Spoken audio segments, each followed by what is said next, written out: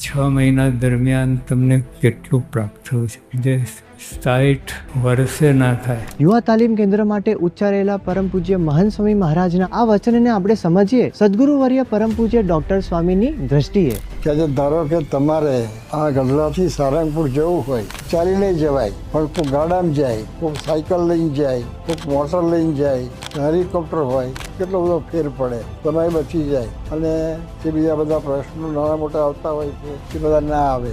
અહીં આગળ અને એવી તાલીમ મળે છે કે કદાચ ઓછા પૈસા હોય તો એમાં પણ કે પોતે સારી રીતે જીવન જીવી શકે, જીવન ઘડાય છે. એટલે તકલીફ આવે પરિવારમાં પણ બધાની સાથે કેમ રહેવું, કારણ કે અહીંયા આગળ બધા આટલા બધા સાથે રહેતા હોય, ત્યાં જાતના બધાનો સ્વભાવ હોય, બધાના સ્વભાવ ઘણી વાર આડે આવતા હોય છે. અહીંયા આગળ ઘડાયો હોય તો અહીંયા આગળ આ બધું માર્ગદર્શન મળે છે કે બીજાની સાથેનો વ્યવહાર કેમ કરવો. મોટા ચિંતકો વાત કરે છે કે